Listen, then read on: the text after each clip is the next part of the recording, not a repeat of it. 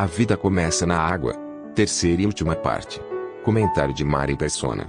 E aí ele faz uma pergunta: por que gastais o dinheiro naquilo que não é pão? Outro alimento agora. Porque no momento em que nós já temos condições de nos alimentar de algo mais sólido, de comida sólida, tem o pão. Tem o pão. E assim é a vida do cristão. Ele começa com leite, depois de convertido, ele começa com leite, mas já tem a alegria, né? Já tem a alegria, o vinho ali simbolizando a alegria, e aí vem o pão, vem o alimento sólido, para ele conhecer mais da pessoa de Cristo, mais das coisas elevadas de Cristo. Por que gastais dinheiro naquilo que não é pão, e o produto do vosso trabalho naquilo que não pode satisfazer? Para quem ele está falando isso? Para as pessoas que tentam encher a sua vida das coisas deste mundo. Ah, se eu comprar um carro eu vou ser feliz. Compra o carro para você ver se vai ser feliz. Ah, fiquei feliz sim. Tá bom, espera mais um ano, mais 2. Começar a enferrujar. O que vai acontecer com o seu carro? Realmente, agora eu vou comprar outro então. É assim, aí são as coisas do mundo. Aí são as coisas. É como brinquedo, né? Criança quer aquele brinquedo porque quer, bate o pé, chora porque quer o brinquedo. Você dá o brinquedo, passou um tempo, aquele brinquedo está lá jogado do lado. Ela quer outro brinquedo. Porque as coisas aqui não podem satisfazer, porque o homem, como eu falei, é espírito, alma e corpo. Então, ainda que algo satisfaça o seu corpo, por exemplo, o alimento físico, o exercício físico, as distrações, algo alimente sua alma, por exemplo, cultura. Cultura alimenta a alma. Realmente, a alma é a parte dos sentimentos e das emoções do ser humano. Uma música bonita, um filme interessante, isso alimenta a nossa alma, no sentido das nossas emoções. Nós somos emocionados com isso, nós nos alegramos, choramos, ficamos tristes, alegres, tal. Isso mexe com a gente. Mas o espírito? A única coisa que pode alimentar o espírito humano são as coisas espirituais, são aquelas coisas que vêm de Deus, porque o espírito do homem é a parte do homem que tem contato com Deus, que pode ter contato com Deus, que pode ter comunhão com Deus. Por que então gastais o vosso dinheiro naquilo que não é pão, que não alimenta, que vai acabar amanhã, que vai passar rapidamente? O ingresso lá do cinema passou 1h30, 2 horas, acabou aquela diversão. O carrossel no parque, deu 10 voltas lá, acabou a felicidade do carrossel. O mundo é um grande carrossel. Nós pagamos ingresso aqui, volta para o carrossel, paga outro ingresso, volta para o carrossel e ficamos virando. Para onde vai alguém que está sentado num carrossel? Ou num chapéu mexicano, né? Hoje tem algumas coisas mais... A montanha-russa, né? Puxa, aquilo é emocionante, mas eu digo, alguém já chegou em algum lugar com a montanha-russa? Não, ele volta para o lugar que começou. Ele volta sempre para o lugar que começou, e assim é o homem com todas as coisas desse mundo. Por que gastais dinheiro naquilo que não é pão? E o produto do vosso trabalho, do vosso esforço, naquilo que não pode satisfazer? Ouvi-me atentamente e comei o que é bom, e a vossa alma se deleite com a gordura. Inclinai os vossos ouvidos, no versículo 3, e vinde a mim, ouvi, e a vossa alma viverá. Porque convosco farei um concerto perpétuo, dando-vos as firmes beneficências de Davi. Quando você lê Davi aqui, leia-se Cristo, porque Davi era uma figura de Cristo. E Deus prometeu que iria estabelecer o trono de Davi eternamente. Aquele Davi lá, não, obviamente ele está falando do Davi, do verdadeiro Davi, que é Cristo. Daquele que é o real Davi, que é Cristo. Esse jamais deixará de ter a sua preeminência. Porque Deus trouxe ele ao mundo, é o seu filho, seu próprio filho, para isso. Mas inclinai os vossos ouvidos. O que ele fala por inclinar os vossos ouvidos? Vinde a mim e ouvi. Porque a fé vem pelo ouvir. E o ouvir, a palavra de Deus. A fé vem pelo ouvir e o ouvir a palavra de Deus. Eu costumava citar esse versículo errado. Eu falava que a fé vem pelo ouvir e o ouvir... aliás, eu estou citando errado agora. Eu estou citando errado. A fé vem pelo ouvir e ouvir pela palavra de Deus. Essa é a maneira correta. Eu costumava citar de outra forma. Tanto é que até hoje estou fazendo errado. A fé vem pelo ouvir e ouvir, a capacidade de ouvir do homem vem pela palavra de Deus, porque a palavra de Deus tem poder. Porque a palavra de Deus mexe com os nossos ouvidos, a palavra de Deus mexe com o nosso coração. A capacidade de ouvir, de escutar o que Deus tem a falar, vem através da palavra de Deus. A palavra de Deus, o Evangelho, é o poder de Deus para todo aquele que nele crê, nos fala na carta de Paulo aos Romanos. Então eu preciso ouvir o Evangelho. Eu preciso ouvir para que minha alma viva, para que Deus faça comigo um concerto eterno, para que Deus me coloque me dê aquilo que será meu eternamente, a salvação em Cristo Jesus. E eu terei com Ele. E aí ele coloca mais adiante, ele fala de algumas atribuições de Cristo, que estão relacionadas principalmente ao seu governo, aqui neste mundo, no milênio, quando Cristo vier para reinar sobre Israel e sobre as nações também. Nesse tempo, aqueles que hoje fazem parte da igreja. O que é a igreja? A igreja não é um prédio, um edifício, uma denominação. A igreja é o corpo de Cristo, o conjunto de todos os que creem nele.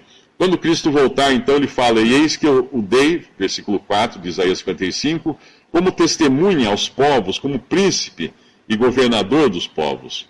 Eis que chamará uma nação que não conheces, uma nação que nunca te conheceu, correrá para ti, por amor do Senhor teu Deus e do Santo de Israel, porque ele te glorificou. Ele fala aqui também dos gentios que seriam acrescentados nos planos de Deus, então, no reino milenial de Cristo. Mas um ponto aqui importante, no versículo 6, buscai ao Senhor, enquanto se pode achar, invocai-o, enquanto está perto. Por que esse aviso? Porque a porta da oportunidade pode se fechar a qualquer momento. A janela de oportunidade, a gente usa essa expressão muito em negócios, né? Existe uma janela de oportunidade agora, para eu entrar no mercado, para comprar ações de tal empresa, essa é a janela de oportunidade. O que isso quer dizer? Que ela se fecha. Tem que ser rápido, tem que correr lá agora, porque vai fechar a janela. A mesma coisa com respeito à salvação. Buscai o Senhor enquanto se pode achar. Hoje é o dia que pode achar. Agora é o tempo da salvação. Hoje é o dia da salvação. Esse é o momento em que o Senhor se deixa achar, porque Ele está oferecendo por graça a salvação. No momento em que a morte nos alcança, acabou. Do lado que a árvore cair, aí ela ficará, nos dizem Provérbios. Morreu, acabou a oportunidade, acabou a chance. Teve a chance, porque não aproveitou. Mas pode não morrer também, pode dar um tilt na cabeça e a pessoa perder completamente a consciência e ficar vegetando aí mais alguns anos, ou meses, ou anos, sem capacidade aí de crer naquela mensagem que Deus mandou, que é que Cristo morreu na cruz para levar os nossos pecados. E mais uma coisa que ele fala aqui também, no versículo 8, porque os meus pensamentos não são os vossos pensamentos, nem os vossos caminhos os meus caminhos, diz o Senhor. Porque assim como os céus são mais altos do que a terra, assim são os meus caminhos mais altos que os vossos caminhos, e os meus pensamentos mais altos do que os vossos pensamentos. O que isso quer dizer? Que qualquer ideia que eu tenha de como receber a salvação, essa ideia vai estar errada, porque a ideia é minha. E é por isso que os homens rejeitam tanto a salvação por graça, porque não faz sentido. Na sabedoria humana, nada de graça nesse mundo, né? A gente sempre acha que vai ter que pagar alguma coisa, tem que fazer. Mas nas coisas de Deus, Deus está dando por graça o bem maior que um ser humano pode receber. Cristo, o maior bem que alguém pode ter é Cristo. Porque em Cristo estão escondidos todos os segredos, todos os mistérios. Em Cristo nós temos todas as bênçãos espirituais nos lugares celestiais reservadas para nós no céu, para aqueles que creem em Cristo. E aí ele continua dizendo o seguinte também no versículo 10, porque assim como desce a chuva e a neve dos céus e para lá não torna, mas rega a terra e a faz produzir e brotar e dar semente ao semeador e pão ao que come, assim será a palavra que sair da minha boca. Ela não voltará para mim vazia, antes fará o que me apraz, e prosperará naquilo para que a enviei. Isso aqui tem dois gumes. A palavra que saiu da boca de Deus, que está sendo lida aqui nesta noite, e todos estão escutando, não a minha palavra, claro, né, porque eu estou lendo da Bíblia aqui. A palavra de Deus é a Bíblia é a palavra de Deus. A Bíblia não contém a palavra de Deus, como alguns pensam, né? Alguns falam isso hoje cada vez mais estão fazendo isso.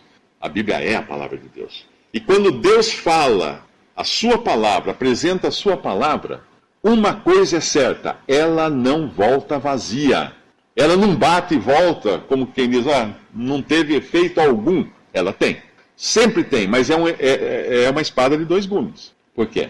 A mesma palavra que pode salvar o pecador perdido, que crê em Jesus como seu Salvador, que se arrepende dos seus pecados porque se reconhece pecador e necessitado de um Salvador. Essa mesma palavra que salva você, no exato momento em que você crê, porque começa pelo ouvir, como nós falamos já, né? Quem ouve a minha palavra, o Senhor Jesus falou, quem ouve a minha palavra e crê naquele que me enviou tem a vida eterna, não entrará em condenação ou julgamento, mas passou da morte para a vida. Essa é a bendita promessa que Deus faz, e é uma bendita certeza para aqueles que já ouviram e creram e têm a vida eterna e já não entrarão em condenação, mas passaram da morte para a vida. Essa mesma palavra que oferece isso e causa esse efeito no coração daquele que crê em Jesus como Salvador, é a mesma palavra que irá condenar aqueles que não creem em Jesus. Então ela não volta vazia de maneira nenhuma. Quando uma pessoa escuta a palavra de Deus, o Evangelho da salvação, e crê, ela está salva, imediatamente salva. Tão salva quanto um crente de 100 anos de convertido. Talvez ele tenha mais experiência, talvez ele tenha mais conhecimento da palavra de Deus, mais comunhão com o Senhor, teve mais tempo de vida para ter comunhão com o Senhor, mas não importa. A salvação já é perfeita para os dois. Os dois já estão dotados de um novo homem, já são nova criação. Não importa quanto tempo eles têm de convertidos. Mas essa mesma palavra, para aquele que não crê em Cristo, ela é um instrumento de condenação. De condenação. Isso acontece até com alguns medicamentos, né? Você aplica na pessoa que está doente, você salva a pessoa, mas se aplica aquele medicamento a alguém que não está doente, ela mata a pessoa, porque não era o caso. Uma pessoa que se reconhece doente, necessitada de salvação, necessitada de perdão, essa palavra vai salvá-la.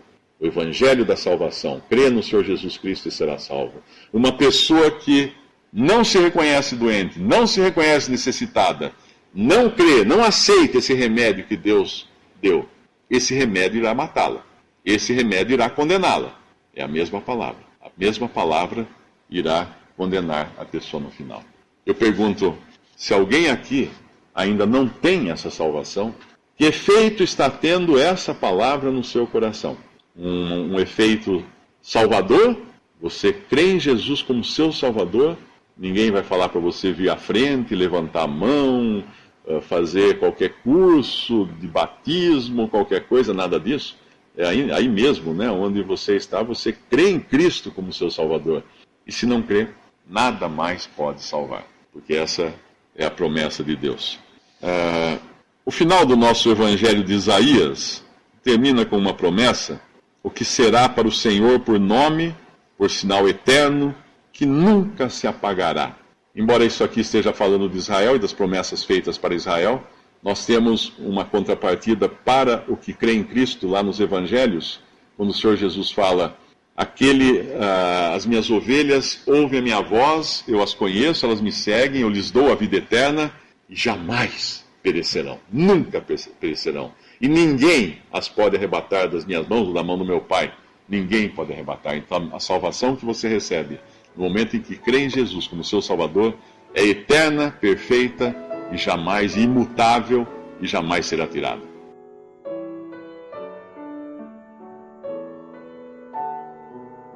Visite Respondi.com.br. Visite também 3minutos.net.